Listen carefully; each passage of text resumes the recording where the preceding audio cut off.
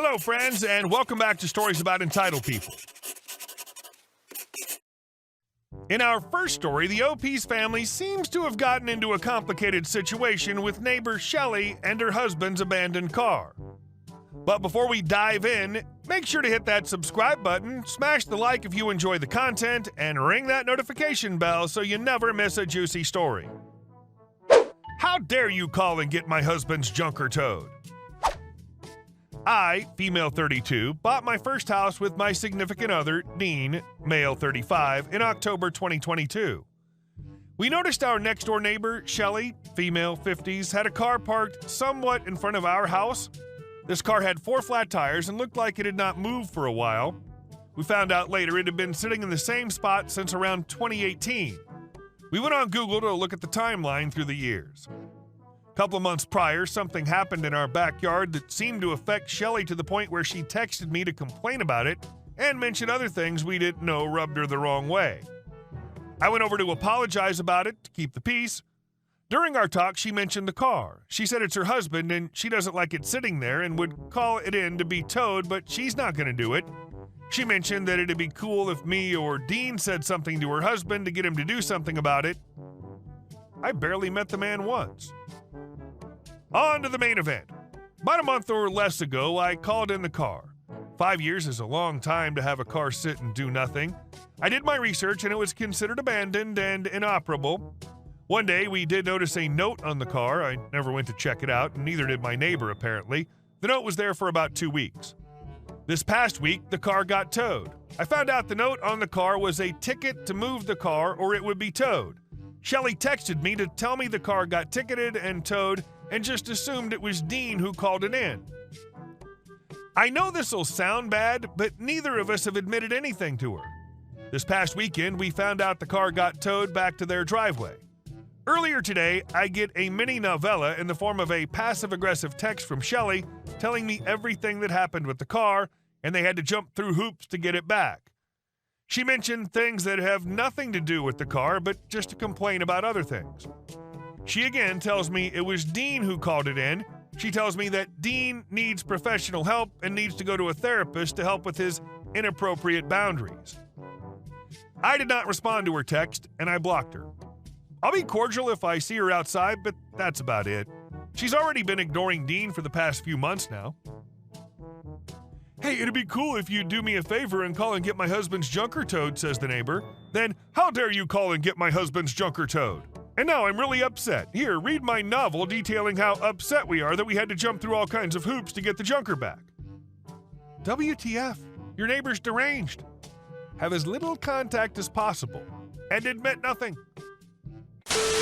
And our second story.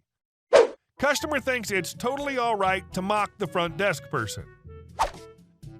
Some background. My dad runs and owns a car audio and video store where our main job is selling and installing speakers, radios, subwoofers, LEDs, etc. A few months ago, he lost his main installer.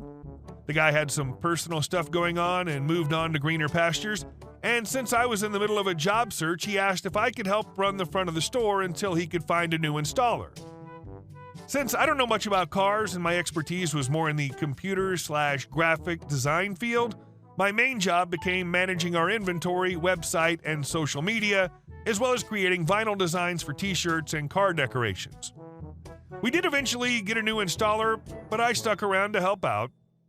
Over the months, I've been able to pick up on different aspects of the products and installations of some vehicles and help with the sales. But when I don't know what the customer's looking for or they have questions I can't answer, I call up my dad for clarification.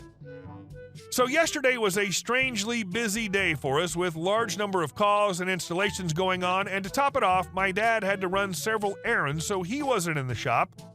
During those peak busy hours, 2 men came in looking for wire for a specific job they wanted to do. So I called over our installer to help them out since he had more knowledge about those type of things. And while he was helping them out, I called up my dad to ask him to pick up some items for an installation scheduled later. This is important. When I was done with the call, the 2 men asked me the details about a radio and ended it with, "Or do you need to call your daddy?" Found this comment strange, but tried to laugh it off because some customers like to joke with us, but then they kept it up. Every single time they asked about a product or I would ask the installer to help with something, they would say something like, "Why don't you call your daddy for help?" And each time it was said in a more demeaning and mocking way, especially when I had to actually call my dad up for his pricing and a strange project, and it was starting to get to me. Like, I've dealt with rude and difficult customers before, but have never been continuously mocked by them before. By the end of it, they were treating me like an idiot, and I felt like one. And to top it off with all the stuff going on in the shop, I accidentally gave them the wrong price. I ended up correcting it, but the one guy paying said, the most demeaning voice possible, "Since you can't seem to do anything without Daddy Dearest, here's a tip for your troubles," and slid me $1 across the countertop. I told him we don't accept tips, since at that point I felt so low I didn't even feel like I should accept it, returned the dollar bill and his change, and told them to have a nice day as they left. A few hours later, my dad showed up, saw I seemed down, and asked me what happened. I told him about the interaction and just said that he's sorry that happened, but that customers like that show up, and if those types of people show up again, I have every right to refuse them service and kick them out of the store. Flash forward to today. It's a slow day. My dad's working on an installation, and I'm in the front updating our inventory. I hear some customers approaching, so I look out the window to see who it is, and who else but the same two mocking men from the day before. I head to the back where the installation's going on, tell my dad that those customers are back again, and if he can see what they want, because I would prefer not to deal with them if possible. My dad put on his customer service face and went to the front, giving a usual jolly greeting, benefit of the doubt attitude in case a sale could be made. The guy gave an equally cheerful greeting back and then exclaimed in a taunting voice loud enough for me to hear, "Where's the little kid?"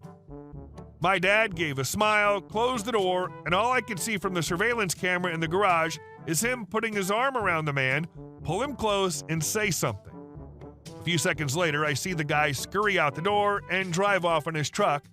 Asked my dad what happened, and he said he simply told him that he should probably do his shopping somewhere else from now on, and that the man agreed. You are a saint for handling the customer the way you did. And your dad's awesome for taking care of those guys, and hopefully will never show their faces ever again. And our next story. No, Karen, I'm not taking down our raised garden. My wife and I recently bought a new house in a nice, quiet neighborhood. Bigger house, bigger yard for our dogs, and helping us get ready to grow our family as we're trying to adopt. One drawback is that this neighborhood has a half-defunct HOA. No dues are collected, but everyone basically lives by the established rules. One thing we miss about our old house is that we had a privacy fence and a small garden to grow some veggies and herbs. Most of the houses in our current neighborhood do not have fences of any kind, so we're 100% exposed. We can live with that. We decided this spring that we wanted a garden again, so we play by the rules and talked to the acting HOA president and our immediate neighbors to try and get buy-in on us putting in a rather sizable garden. 12 feet long by 8 feet wide, horseshoe shape with a 6-foot-tall deer fence around it. HOA Pres is cool with it. Both immediate neighbors say they're cool with it. Full build takes 4 to 5 days since the weather didn't cooperate. But along the way, side neighbor, we'll call Karen, comes over to compliment us on the raised bed and how nice it looks. Says she wishes her and her hubby can get one too. She does this 2 to 3 times during the build. Fast forward to today. The build is finished and planning to order 4 yards of dirt delivered to fill it in so we can start planning. Karen knocks on our door and asks to talk. Tells us that she has an issue with the garden and says it's an eyesore. Wishes she knew where we were going to put it, even though we discussed it and gave her the dimensions. And I swear I showed her a pic of the thing from the website. Maybe I did, maybe I thought I did. But in any case, I clearly explained the intent, which she said she was cool with and wished us luck. Originally.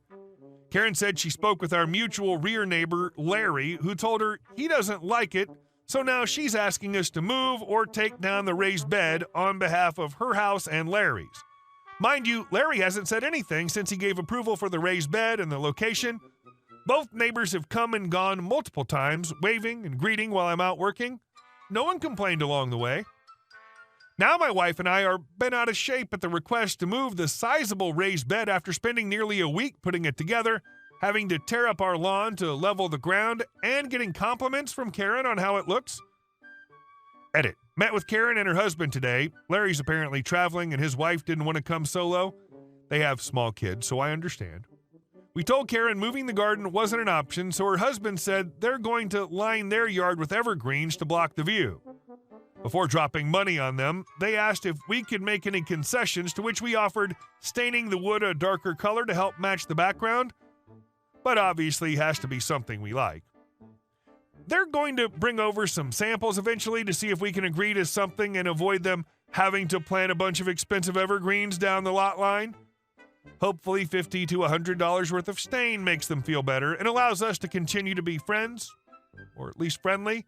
If not, I'll wait for the wall of evergreens to go up.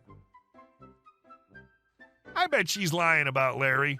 Ask him yourself, but in the end, it's still fine to do whatever you want on your property. Sounds like she wanted you to pay for her garden to be upgraded too. And our last story.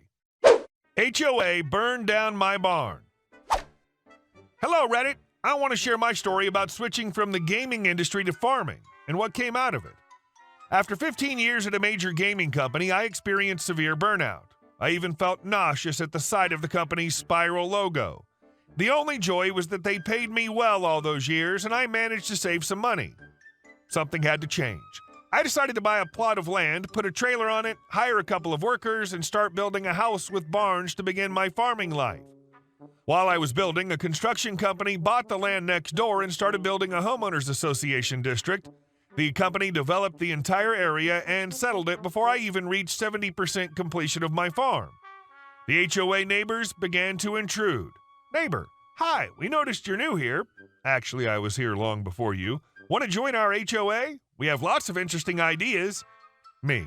Thanks, but I have my own plans and worries. Not now. It seemed they were not pleased, but that was not quite it. I began receiving letters with passive-aggressive digs and veiled threats that I should join the HOA. I simply ignored them, which was a mistake.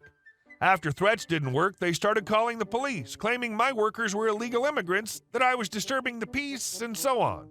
Policeman. Hello, we received a complaint about your farm. Are your workers legal? Me. Yes, all the paperwork is in order. We try to keep it down. The policeman checked all documents, was satisfied, and left. They came a few more times, but it ended up nothing for me. Then I started noticing some shadows in my yard after dark. I installed cameras. It turned out that teenagers from the HOA were coming to smoke on my property. I began going out and chasing them away in the evenings after the camera sent me a notification, but once they even set fire to a barn.